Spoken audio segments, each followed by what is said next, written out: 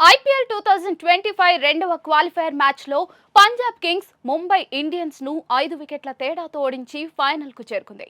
ఈ ఓటమితో ప్రస్తుత సీజన్లో ముంబై ప్రయాణం ముగిసింది. ఇప్పుడు ఫైనల్ జూన్ 3న అహ్మదాబాద్లోని నరేంద్ర మోడీ స్టేడియంలో జరుగుతుంది. ఇక్కడ royal Challengers Bengaluru Punjab Kings తో తలపడుతుంది.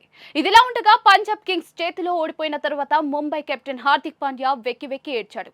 ఉబ్బికి వస్తున్న దుఃఖాన్ని కంట్రోల్ చేసుకోలేకపోయాడు. భారీ సిక్సర్లతో శ్రేయస్ అయ్యర్ మ్యాచ్ ముగించిన వెంటనే మైదానంలో కుప్పకూలిన హార్దిక్ పాండ్యా భావోద్వేగానికి గురయ్యాడు.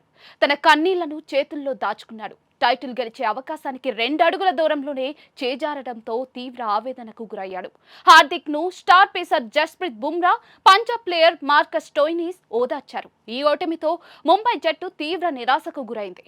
ముంబై టీం ఓనర్స్ నుంచి సపోర్ట్ స్టాఫ్ ఆటగాళ్ల వరకు అంతా కూడా నిరాశలోనే కూరుకుపోయారు. దాడాళంగా పరుగులిచ్చిన యువ పేసర్ అశ్విని కుమార్ ను బుమ్రా ఓదార్చారు. మరోవైపు పంజాబ్ ఆటగాళ్లు, సపోర్ట్ స్టాఫ్, ఓనర్స్ ఆనందంతో ఎగిరి గంతులేశారు. ప్రస్తుతం ఇరు జట్ల రియాక్షన్స్ కు సంబంధించిన ఫోటోలు, వీడియోలు నెట్టింట్లో వైరల్ గా మారాయి. అహ్మదాబాద్ లో జరిగిన ఈ క్వాలిఫైయర్ 2లో పంజాబ్ కింగ్స్ ముంబై ఇండియన్స్ ను 5 వికెట్ల తేడాతో ఓడించి ఫైనల్ కు చేరుకుంది.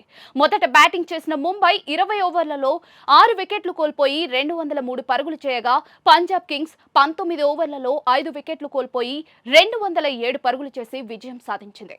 ఇప్పుడు ఫైనల్లో పంజాబ్ మే 3న అహ్మదాబాద్ లో రాయల్ ఛాలెంజర్స్ బెంగళూరుతో తలపడనుంది. దీంతో ఈ సీజన్ ఐపీఎల్ కు కొత్త ఛాంపియన్ వస్తాడని కూడా నిర్ణయించారు.